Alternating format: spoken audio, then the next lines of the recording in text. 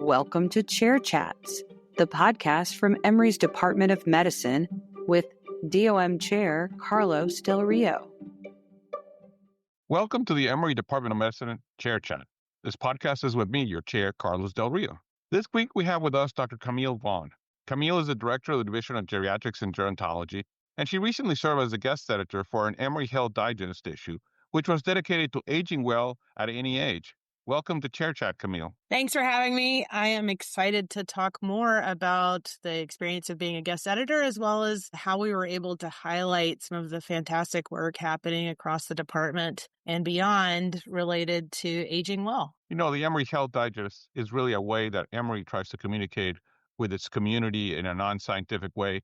Tell me a little bit about how this collaboration started and how did it progress and how did it get to fruition? Yeah, so I actually received outreach from Mary Loftus, who serves as the editor for the Health Digest series, about a year ago now, asking if I'd be interested in a medical editor role. And I found out subsequently that this was the first time they had actually offered that type of collaborative opportunity to an Emory faculty member. And what an exciting opportunity to be the first person to get to experience that. And I will say also, as a physician and as a clinician investigator, I felt like I was at a place also in my career where I really wanted to learn some skills about communicating science clearly to the general public. I think, especially over the last few years, that's become even more important for us in our role, is to be able to talk about scientific discoveries in a way that helps to clearly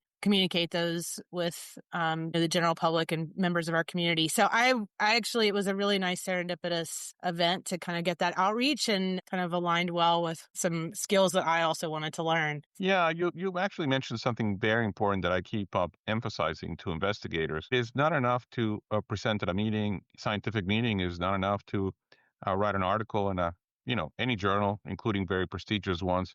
We have to do a better job communicating to the public. We have to do a better job communicating our science to the public and explaining it in a way that makes sense to them. I remember, I don't know if you recall the movie Philadelphia, in which, Denzel Washington tells us, is a lawyer, and Tom Hanks is a patient with HIV, and he's explaining what he has. And, they're both educated. Denzel Washington is a lawyer, but in the middle of all the explanation, he stops Tom Hanks, he stops the patient and says, look, explain it to me as if I was a 5-year-old. And we tend to forget that, a lot of times we have to explain it as we were talking to young people. We need to explain science in a simple way. We need to make it personal. And we really also need to make it relevant to individuals. Why is the research you're doing relevant to that person's health, to that person's family's health, and how does it apply to them? I always ask, what is it for me in this research? And that is something that we have to really do a better job doing. And we're not doing as good a job as I would like us to. So I think this is a great opportunity. And the Emory Health Digest, I think, really gives you this opportunity. I read the article and certainly could identify with it. I love how you explain your division's search for generating new strategies to make the golden years of life better, and how healthy aging is a result of a lifetime of wise decisions as opposed to a decision you make when you get to be 60. I think it really is important that we all understand this. So tell us a little bit more about the article and what else have you been up to? Thanks so much. Yeah, I mean, I agree. I think that lifetime of wise choices, and also, recognizing the importance of older adults in our community supporting their continued engagement. And that's another aspect that I was really pleased kind of came through in a few of the articles about, working to highlight the positive sides of aging. I think sometimes there are negative messages about aging, or people talk about how tough it is to age. And that was another message that we wanted to really highlight in multiple articles about ways that as a community we can really highlight the wisdom, the opportunities to focus on learning something new, ways to actually that the later years of life sometimes give you an opportunity even to develop a new interest or share kind of those life experiences with others too. So that was really fantastic. And I'd say some of the other aspect that Mary Loftus really asked me to contribute, and also worked with Peta Westmoss in her office, was to make sure that we were representing the broad disciplines and people doing work in this area across Emory, and because we didn't want to miss anything. So, there we were able, from the Division of Geriatrics and Gerontology, we made sure Madeline Hackney's work was highlighted. It does some really innovative work looking at how partnered dance in particular and the music component of learning dance and moving to the beat may influence cognitive health in addition to um, balance and mobility. And in addition, we paired that with one of our geriatricians, Diego Remolina, who also has been doing work with one of our faculty in School of Public Health on how dance-based programs can help, again, with kind of physical activity and staying mobile and active. So that was kind of a nice pairing, and one way that we kind of highlighted both the physician and researcher intensive faculty in the division. Another article highlighted Ugochi Hobanwa, who is our section chief at Grady and leads a lot of our Emory Geriatrics at Grady programs and has been just a tremendous force there in working with Grady Health System leadership to really be a flagship health system in certainly the Atlanta metro area for implementing what we call age-friendly health care, or being a part of the age-friendly health systems movement. And that involves a particular focus on something called the FEMS of age-friendly health systems, which stands for what matters most. And that is a concept of kind of understanding what matters most to an individual, older adult, as they engage in the health system, so that when we're making decisions about the other M's, medications, aspects of mobility, and mind or mentation, so thinking about mood, cognition, as well as risk of delirium in the health system, that we're considering kind of that what matters most as we kind of engage in decision making about those other M's. And Grady has actually been a real leader in implementing that across the health system. So those are some of a few of the ways that this issue kind of highlighted, again, clinical care, innovation, and then looking again beyond even our department, also at some of the other divisions and departments across Emory and what they're doing too. Yeah, absolutely. I also found interesting how Ted Johnson explained how he visited his aunt at a memory care center, and he got a real life lesson on how improv techniques can improve dementia care and communication. That really hit me in a personal way, because not too long ago I visited my wife's aunt, who is in a facility for aging people in France. And what was really interesting to see in this aging facility is that the French have it right next to a daycare center. And so in one side are the older people, and right side are the very young people, but they come together in the area, in the common area where they play and where they meet. And it's really fascinating to see how the older people really come alive with the children around them and really make contact, that they smile and they find life returns to them. So I think we need to think about better and more innovative ways of bringing joy and bringing that precious moment of this whole circle of life to our aging population. So there are several also contributors that I noticed from other divisions. Tell me about them, and how do they contribute to this issue? Yes. So we had a really interesting article about supplements and which ones maybe are those to prioritize as we all get older. I think, that's something that there's always a lot of interest in, and we don't always have all of the evidence we'd like to confidently say which supplements are helpful. Our one of our faculty in endocrinology and who's a background in nutrition as well as a PhD, Jessica Alvarez, did a really terrific segment on which supplements really work to help us live well as we all get older, and talked about things like calcium, vitamin D, B12, magnesium, which maybe was one we don't always think about, importance of protein intake. And I think that's, again, another, article that hits high interest, obviously to our community. This supplement industry is fascinating because it's highly unregulated, and it's worth billions of dollars. And I think this year is close to $200 billion, and everybody, it's like the new thing. Everybody wants to take a supplement. hear things like you don't take the measles vaccine, but you ought to take all the supplements. And I'm like, wait a second, they never shown to be effective. They never shown Right. to prevent measles, but somehow people feel much better taking those supplements. And I think it's because how powerful this industry has been in Mhm. really advertising what they.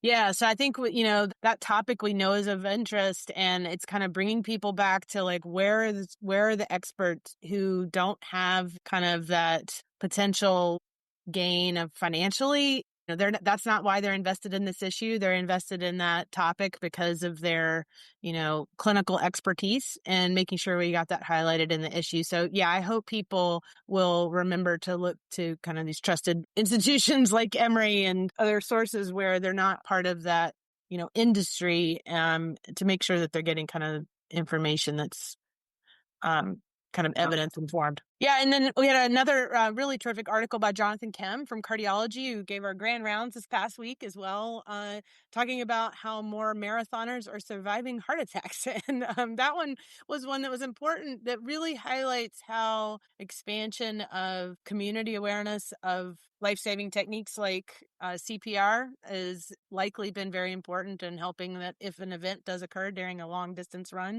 like a marathon, that you have people ready to step in. And that's probably one of the factors that's been really important. And so we're seeing people, even as they age, able to engage in long distance running for longer in their life. And then I was really delighted to have Professor Vince Marconi from our Division of Infectious Diseases highlighted. Vince has really been on the cutting edge over the last several years of looking at multiple factors, not just individual level factors, but how environmental choices, lifestyle choices, as well as that interaction with chronic conditions. I know, Vince has certainly been doing important work in the area of HIV for many years, but also looking at what are the interactions as people live longer with HIV as a chronic condition now, and, other chronic conditions that can occur like diabetes, heart disease, other infections that may occur. He did some important work around the time of the pandemic as well, and how we help understand all of the different aspects that can influence healthy aging, and really measure that in a way that helps maybe give new targets as well. So that's a really nice article that also builds on some of the and an aging cell issue that came out last year as well, that he was a co-editor for. Yes, as you probably are aware, many of us in the area of infectious disease and immunology feel that aging is sort of this chronic low-grade inflammation that occurs. And, the term inflammaging has been coined Hmm. to talk about how this ongoing inflammation, low-level inflammation, is actually very relevant to the process of aging, and how part of the key is how do we control inflammation? How do we decrease inflammation? And what is the role for things like the Mediterranean diet, for example, Hmm. in decreasing inflammation, or exercise, or many other things, managing stress, prioritizing your sleep, etc. It's a lot of really, really cool stuff. Yes, it's a wonderful issue. And I think, I encourage people to read the issue, to look at it. Again, look at Emory Digest, and you can find the summer 2025 edition and in online, and look at it. It's really fantastic. I want to commend you, Camille, for doing this. I know it's a lot of work editing an issue like this, and I really appreciate you doing this. What else? What else is happening in your division? What else? What are good news from this year? Thanks so much. Yeah, I mean, we were really pleased to find out that Ugochi Obanwa, who I mentioned earlier, was highlighted this year by the Atlanta Business Chronicle as one of our 2025 Healthcare Champion Awards as an Innovator of the Year in the senior health category. So it's nice not only to be trumpeting her efforts within our community, but also to see Atlanta trumpeting those efforts across the metro area as well. So I mentioned her earlier, and we were really, really proud of that recognition of her continued efforts with Grady Health System partners. Madeline Hackney also mentioned, and one of the things that was really exciting, Madeline, as I mentioned, is really interested in not just the partner dance influence, but also how music, which is, an inherent part of kind of the dance experience, may also influence both, kind of brain health and mobility. And so she actually partnered with one of our faculty in music at Emory, Laura Emory, also named well for her role at in our institution. And they were awarded a National Endowment for the Arts research grant, which, the National Endowment for the Arts is obviously known for a lot of their different funding mechanisms, particularly for arts programs. But this was actually a research grant. And one of the areas of focus that they funded was to permit Dr. Hackney and Dr. Emory to bring together a group of older adults living with Parkinson's disease along with younger adults in the Atlanta area to work together in a dance program and talk to each other about how that experience influenced their conceptions about aging and disability, like living with a condition that's progressive like Parkinson's. And so as you were, talking earlier about that multi-generational interaction being really key to help us all age well, we were really delighted to see that opportunity funded also by the National Endowment of the Arts here at Emory with Dr. Hackney's work. And then, yeah, go ahead. It's really, really fascinating what Madeline does. As you well know, she was a dancer before she went. That's exactly right. She really brings not only her prior job, her passion, her love for music, for dance into her work, and she's really integrated in an amazing way. So it's fascinating to see what she's doing, how she's bringing two of her loves, research and older people, and music and dance together and creating some fascinating work. I agree. I mean, that's one of the aspects I think also about being at a place like Emory that just helps us do more because we're, working across the different colleges and disciplines and able to bring kind of that team science approach to these really complex issues and move things along faster than we would if we were doing things on our own. And yeah. Now you also published a study recently that your team that you led at the VA. Tell us a little bit about that. Yes, this was a clinical trial that we had was funded by the VA to understand if behavior-based treatment for urinary symptoms that are really common and burdensome in the context of living with Parkinson's disease would be as effective as drug-based treatment. So this trial was funded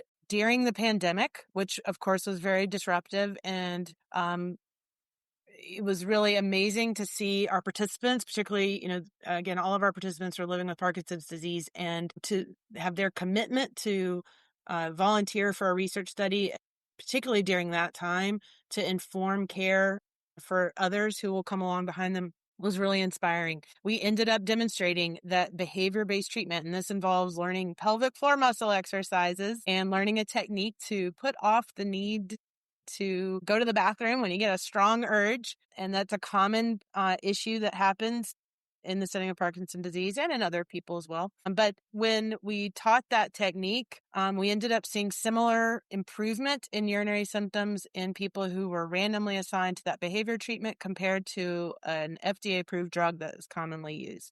And that we hope will change clinical care guidelines. Right now, in the setting of Parkinson's disease, those behavior techniques are not considered to have enough evidence to include in clinical care guidelines. And this is the type of study that will change clinical care guidelines for people living with Parkinson's disease. And it was published in JAMA Neurology this summer. So really pleased to have those results to share. Yeah, tremendous work. And I think, again, when you produce work that impacts guidelines, you really are transforming medicine and you really are advancing the field because you're impacting people beyond the populations you serve. It really goes at a national or international level. So before we wrap up, I want to ask you what else is happening at the Emory Center for Health in Aging. I know you're also the director, but tell us what's happening there. So we were so fortunate to have additional investment from Woodruff Health Sciences this past year to offer some additional pilot grants. We've had 3 rounds of pilot grants over the last 4 years,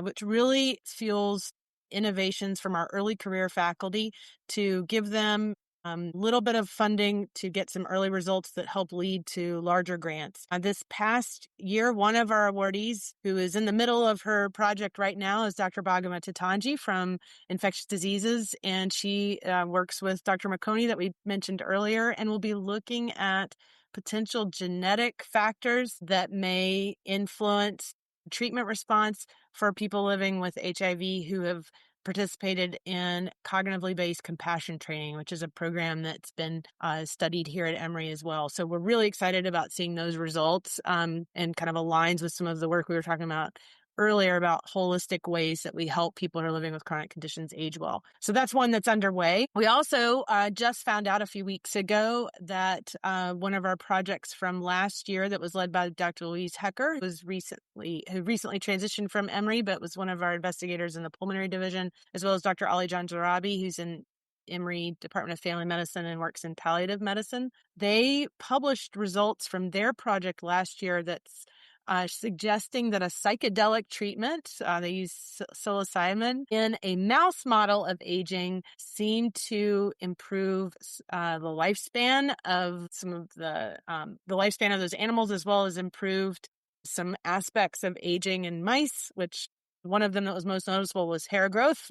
So those findings were picked up by the press and received some nice coverage this past summer.